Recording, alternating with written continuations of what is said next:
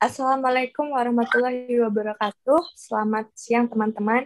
Kami dari kelompok 4 ingin menyampaikan materi tentang penyusunan matriks GSBM.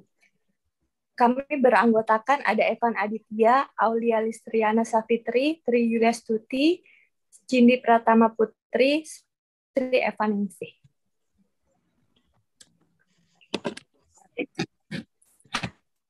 Penyusunan matriks GSBM.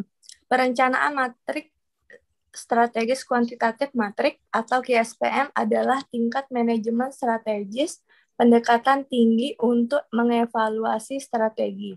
GSPM merupakan teknik yang secara objektif dapat menetapkan strategi alternatif yang diprioritaskan. Dalam mengadakan perencanaan strategi dalam suatu organisasi, GSPM sangat diperlukan sebagai metode pengambilan keputusan setelah tahap input dan tahap analisa dilakukan.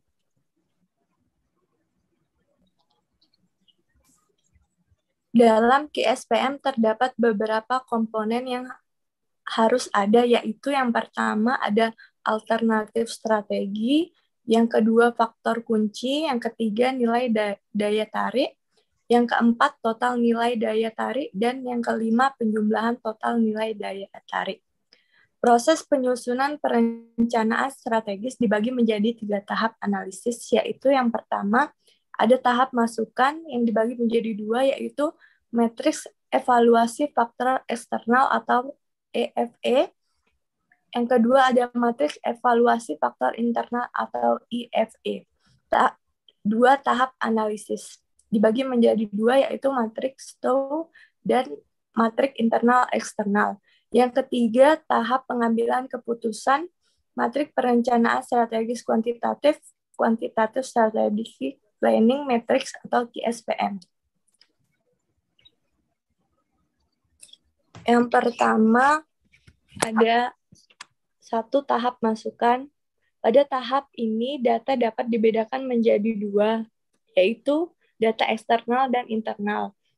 Data eksternal dapat diperoleh dari lingkungan di luar perusahaan, seperti analisis pasar, analisis komputer, analisis komunitas, analisis pemasok, analisis pemerintah, dan analisis kelompok kepentingan tertentu. Yang kedua ada internal. Data internal dapat diperoleh di dalam perusahaan itu sendiri, seperti laporan keuangan, yaitu neraca, laba rugi, cash flow, struktur pendanaan, laporan kegiatan sumber daya manusia, jumlah karyawan, pendidikan, keahlian, pengalaman, gaji, turn off, laporan kegiatan operasional, laporan kegiatan pemasaran. Yang kedua, ada tahap analisis.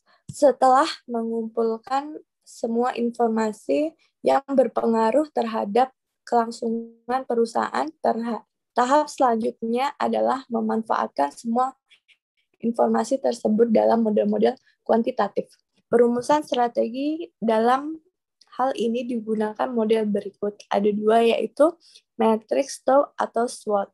Analisis SWOT adalah identifikasi berbagai faktor secara sistematika untuk merumuskan strategi perusahaan. Analisis didasarkan pada logika yang dapat memaksimalkan kekuatan atau strength dan peluang opportunities, namun secara bersamaan dapat meminimalkan kelemahan atau weakness dan ancaman atau threats. Proses pengambilan keputusan strategis selalu berkaitan dengan pengembangan misi, tujuan, strategi, dan kebijakan perusahaan.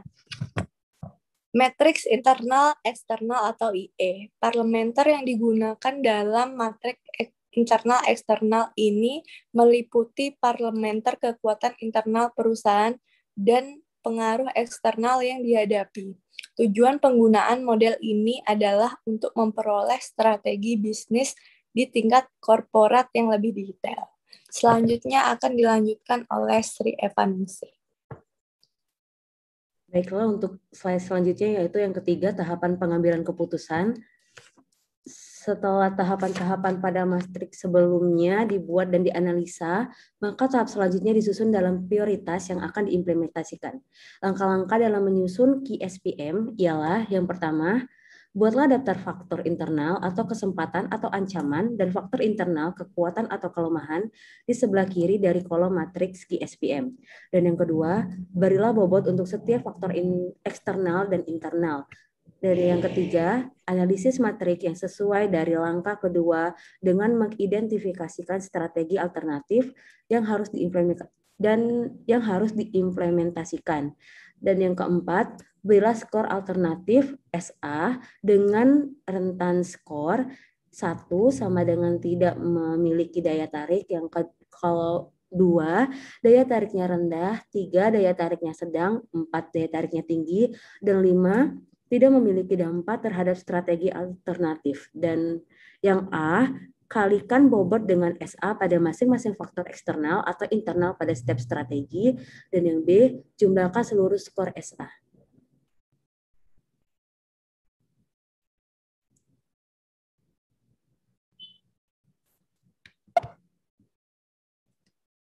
Untuk slide selanjutnya yaitu ada keterbatasan KSPM. Yang pertama yaitu sebuah pembatasan KSPM adalah bahwa hal itu dapat hanya sebagai informasi prasyarat dan analisis pencocokan atas yang didasarkan. Yang kedua, memerlukan penilaian yang baik dalam menentukan nilai daya tarik. Dan yang ketiga, skor total daya tarik dapat benar-benar dekat sehingga keputusan akhir tidak jelas. Dan yang keempat, tidak harus mendikte keputusan, melainkan harus dikembangkan sebagai input menuju pada keputusan akhir. Dan untuk keuntungan dari KSPM, yang pertama, adanya kerangka kerja untuk memprioritaskan strategi, dan yang kedua, dapat digunakan untuk membandingkan strategi pada setiap level seperti perusahaan, bisnis, dan fungsional, dan yang ketiga, KSPM mengintegrasikan faktor-faktor eksternal dan internal dalam pengambilan keputusan dapat proses, dan yang keempat, KSPM dikembangkan untuk keuntungan skala kecil dan besar dan organisasi nirlaba. Untuk slide selanjutnya,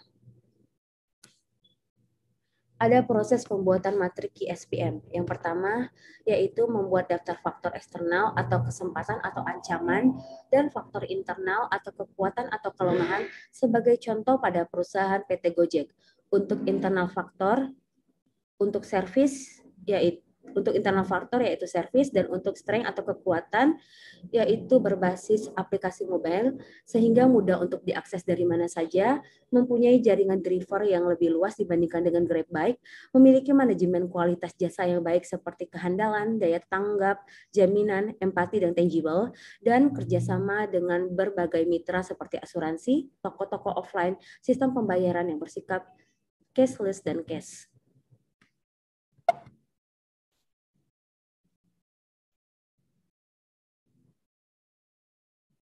Untuk slide selanjutnya akan dilanjutkan oleh Auliani Srina.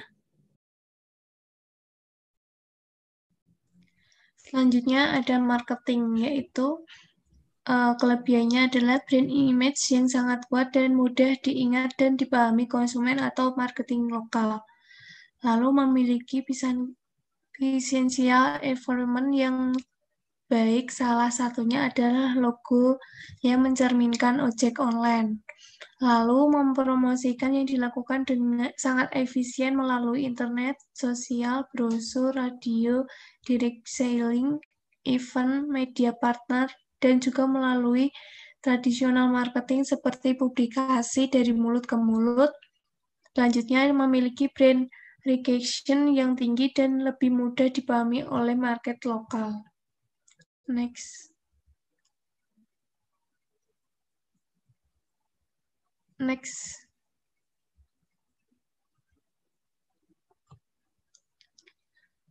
Selanjutnya ada proses pembuatan matrik KSPM, yaitu yang pertama, membuat daftar faktor eksternal atau kesempatan atau ancaman, dan faktor internal atau kekuatan atau kelemahan sebagai contoh pada perusahaan PT Gojek. Yang pertama adalah personalia, memiliki SDM, terus adanya banyak bentuk layanan untuk mitra driver seperti layanan asuransi untuk mitra Gojek, BPJS, dan membuat loyalitas driver menjadi meningkat seperti layanan asuransi untuk mitra Gojek, BPJS, dan lain-lain. Next.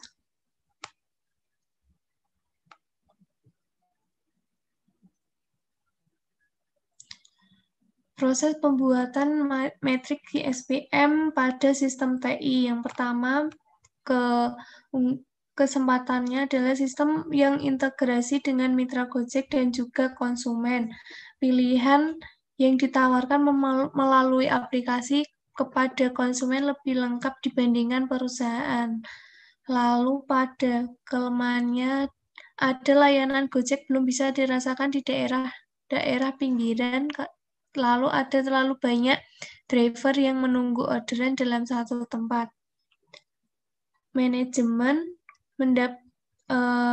ancamannya adalah mendapat dukungan dari pemerintah dalam bentuk regulasi layanan transportasi online. Lalu kelemahannya, karena berbasis online, maka akan sulit untuk memanage driver. Kedua, kurangnya sosialisasi mengenai SOP dan jaminan asuransikan oleh Gojek bagi mitra driver. Lalu sering terjadinya order fiktif yang merugikan mitra Gojek. Next.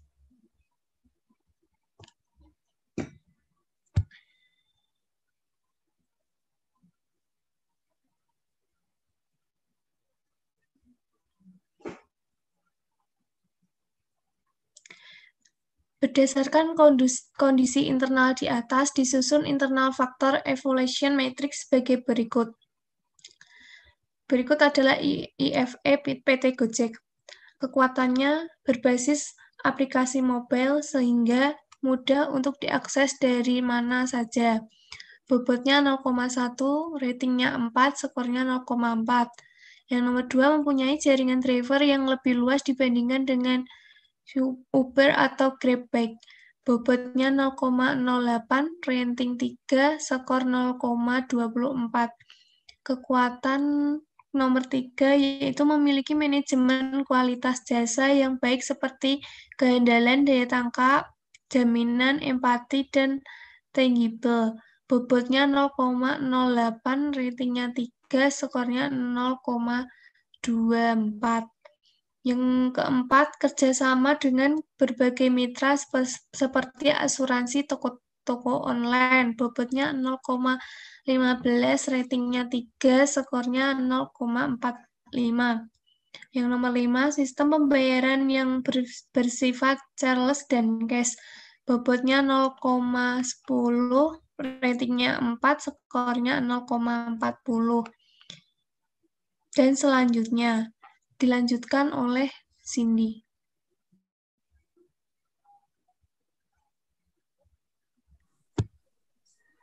Next.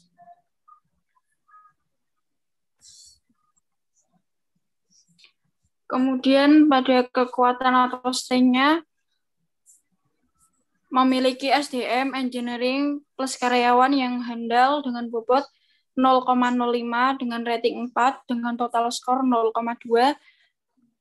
Kemudian banyaknya bentuk layanan untuk mitra driver seperti layanan asuransi untuk mitra Gojek, BPJS, dan lain-lain, kemudian membuat loyalitas driver menjadi meningkat dengan bobot 0,19 dengan rating 3 dengan total skor 0,57. Kemudian yang nomor 11, sistem yang terintegrasi dengan mitra Gojek dan juga konsumen dengan bobot 0,10 dengan rating 4, total skor 0,40.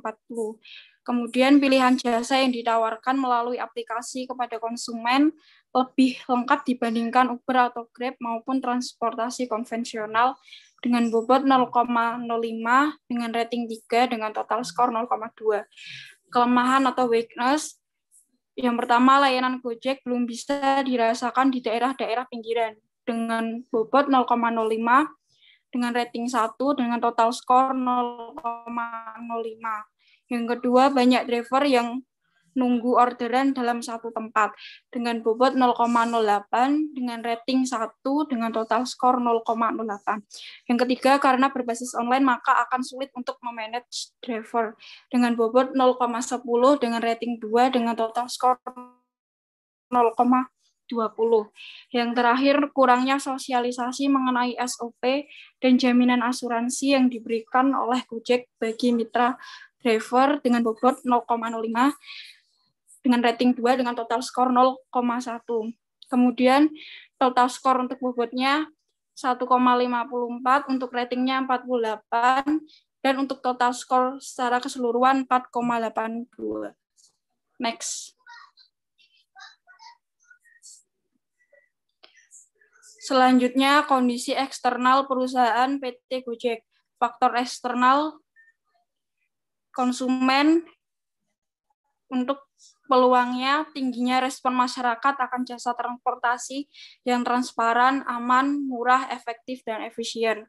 Yang kedua ada teknologi, untuk peluangnya banyaknya aplikasi baru yang memudahkan pihak Gojek dalam menginformasikan jasa yang disediakan.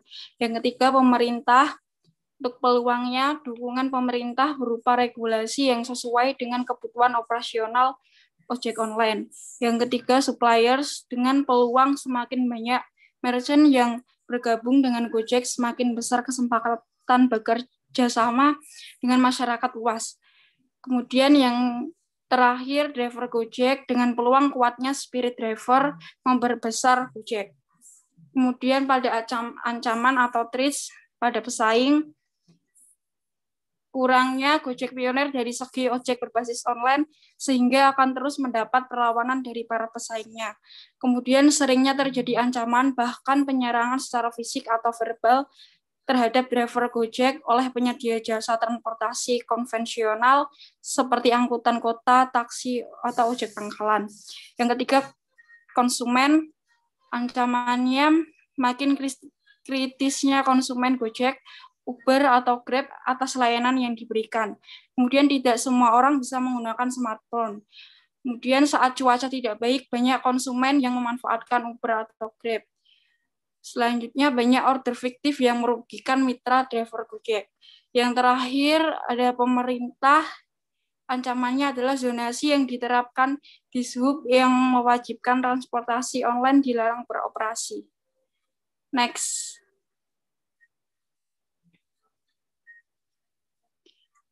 Selanjutnya ada external factor evaluation matrix atau EFE matrix, peluang, bobot, rating, dan skor. Untuk peluangnya tingginya respon masyarakat akan jasa transportasi yang transparan, aman, murah, efektif, dan efisien dan terjangkau dengan bobot 0,05 dengan rating 4 dengan skor 0,2. Kemudian banyak aplikasi baru yang memudahkan pihak Gojek dalam menginformasikan jasa yang bisa disediakan dengan bobot 0,08 dengan rating 4 dengan total skor 0,32. Kemudian dukungan pemerintah berupa regulasi yang sesuai dengan kebutuhan operasi ojek online dengan bobot 0,05 dengan rating 3 dengan total skor 0,15. Selanjutnya, semakin banyak merchant yang bergabung dengan Gojek, semakin besar kesempatan bekerja sama dengan masyarakat luas. Dengan bobot 0,05 dengan rating 4 dengan total skor 0,2. Kemudian kuatnya spirit driver untuk membesarkan Gojek dengan bobot 0,05, rating 3, dan total skor 0,15.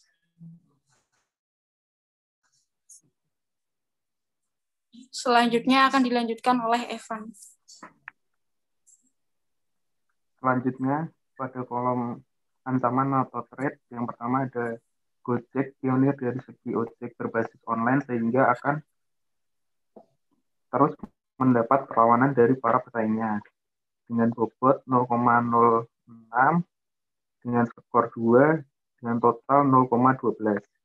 Yang kedua, sering terjadinya ancaman bahkan penyerangan secara fisik atau verbal terhadap driver Gojek oleh penyedia jasa transportasi konvensional dengan bobot 0,05 dengan skornya 1 dan totalnya 0,05. Yang ketiga ada makin kritisnya konsumen Gojek, Uber, atau Grab atas layanan yang diberikan penyedia jasa transportasi online dengan bobot 0,1 dengan skor 1 sama dengan 0,1.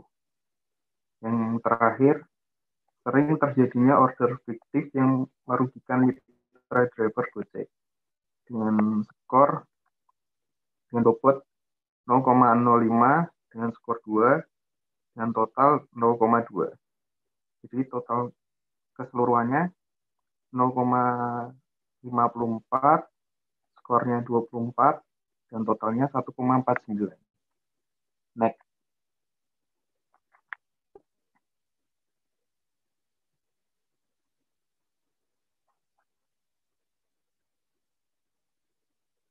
Analisis matriks IE atau internal eksternal. Di kolom di atas tertulis total skor tertimbang IFE, yaitu total skor yang tadi sudah dijelaskan di atas, dan yang di kolom yang samping itu ada total skor tertimbang EFE. Di sini dijelaskan kolom 1, 2, dan 4 tumbuh dan kembangkan strategi intensif, penetrasi pasar, pengembangan produk, strategi integrasi ke depan, ke belakang, dan horizontal. Pada kolom 3, 5, dan 7, yaitu jaga dan pertahankan, dan strategi penetrasi pasar dan pengembangan produk. Yang terakhir ada kolom 6, 7, dan 9, yaitu tuai dan diversifikan atau defensi. Next.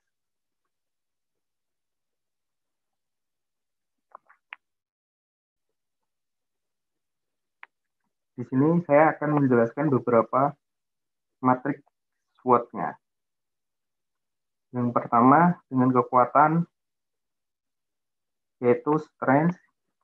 Yang pertama ada kekuatan dari servis, berbasis aplikasi mobile sehingga mudah untuk diakses dari mana saja. Kelemahannya, layanan Gojek belum bisa dirasakan di daerah-daerah pinggiran. Terus selanjutnya ada kekuatan dari personalia, yaitu kerjasama dengan berbagai mitra seperti asuransi, toko-toko offline, dan banyak bentuk layanan untuk mitra driver seperti layanan asuransi, untuk mitra Gojek, BPJS, dan lain-lain. Membuat loyalitas driver menjadi meningkat sehingga layanan asuransi untuk mitra Gojek dan BPJS, dan lain-lain. Kekuatan SIM, yang pertama sistem yang terintegrasi dengan mitra Gojek dan juga konsumen.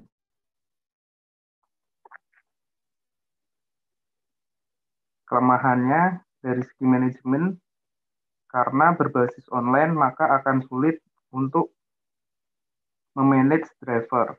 Yang kedua, kekurangannya sosialisasi mengenai SOP dan jaminan asuransi yang diberikan oleh Gojek. Next.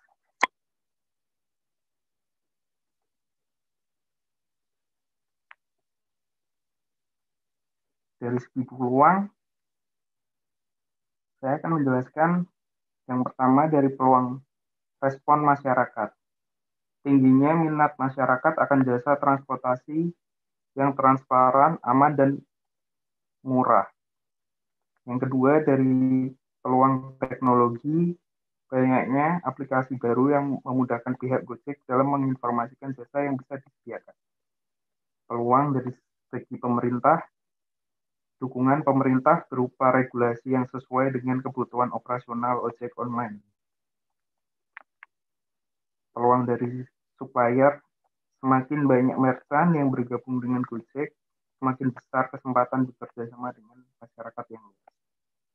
Yang terakhir, peluang dari Gojek, yaitu spirit driver untuk membesarkan Gojek sangat kuat. Di sampingnya itu ada strategi SO dan WO, yaitu strategi bertahan untuk mendapatkan peluang atau memaksimalkan peluang. Yang pertama, saya akan menjelaskan beberapa. Yang pertama itu terus berinovasi untuk penyempurnaan aplikasi internal dengan memanfaatkan banyaknya aplikasi baru yang tersedia. Menerbitkan e-voucher sebagai pengganti pembayaran kartu kredit dan elektronik. Dan meningkatkan kualitas, loyalitas, dan kinerja seluruh komponen karyawan dengan studi training dan mendatangkan konsultan. Kalau dari segi strategi kelemahan untuk menciptakan peluang, yaitu menciptakan aplikasi kartu untuk memperluas jangkauan distribusi ke daerah-daerah pinggiran. Selain untuk meningkatkan pangsa pasar dapat membuka lapangan kerja yang lebih luas. Yang kedua, menciptakan aplikasi khusus untuk memanage para driver. Dan yang terakhir, memperbaiki dan melakukan sosialisasi menyeluruh mengenai SOP Gojek dan jaminan asuransi. Next.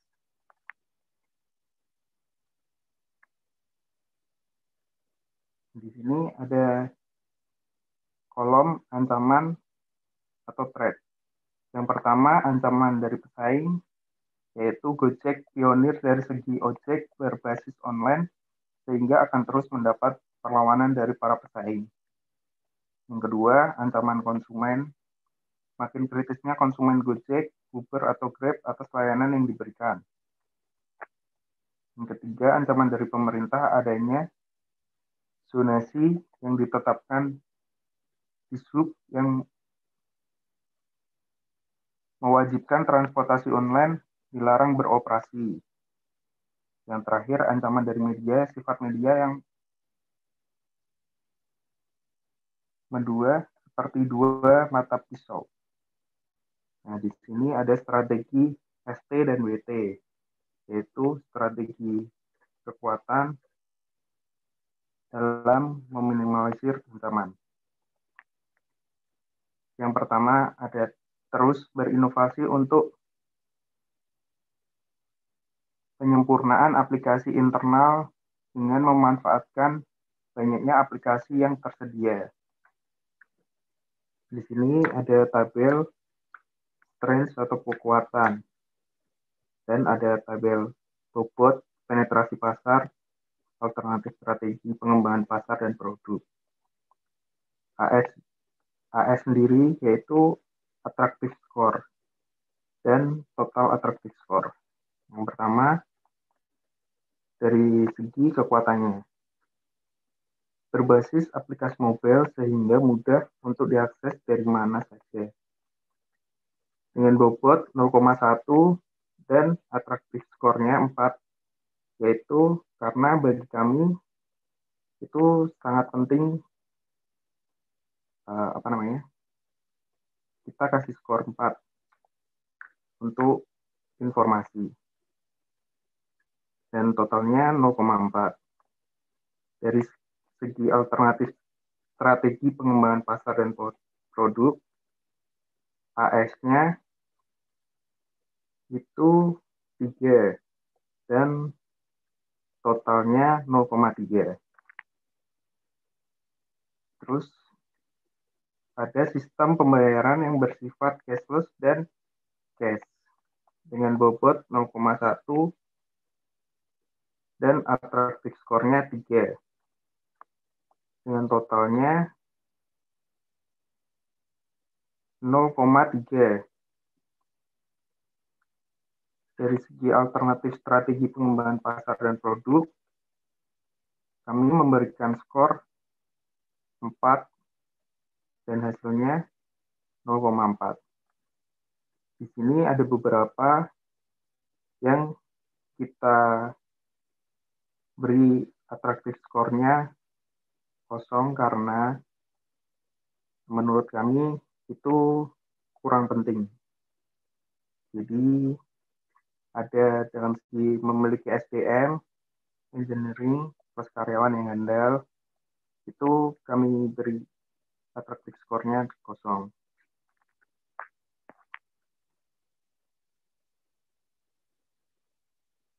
Terus dalam segi sistem yang integrasi dengan mitra Gojek dan juga konsumen, bobotnya 0,1 dan attractive score-nya pada penetrasi pasar 4 dan totalnya 0,4.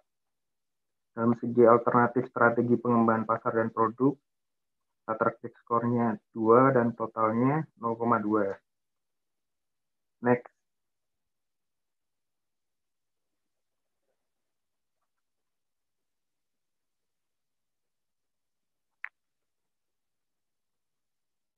Dalam segi kelemahan atau weakness, yaitu yang pertama, layanan Gojek belum bisa dirasakan di daerah pinggiran dengan bobot 0,05 dan total attractive score-nya 3 karena mengingat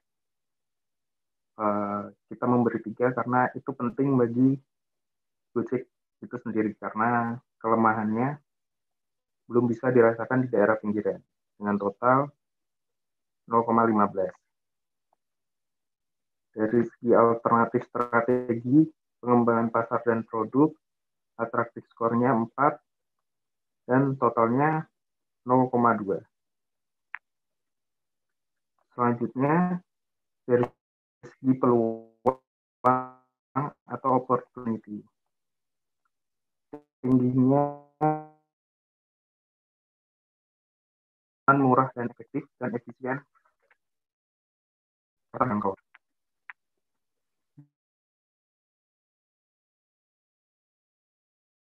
Dengan bobot 0,05 dari segi penetrasi pasar,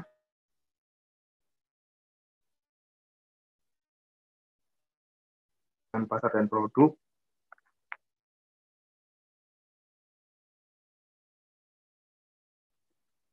AS-nya memberi skor 3 dan total. Serta yang terakhir,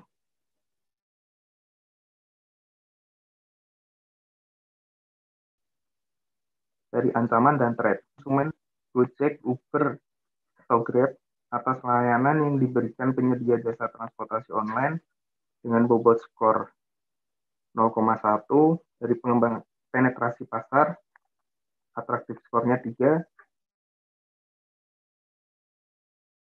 Dari segi alternatif strategi pengembangan pasar dan produk, atraktif skornya 4 dengan hasil 0,4. Di sini juga terdapat beberapa yang kami beri skor 0 karena mengingat terasa kurang penting. Next.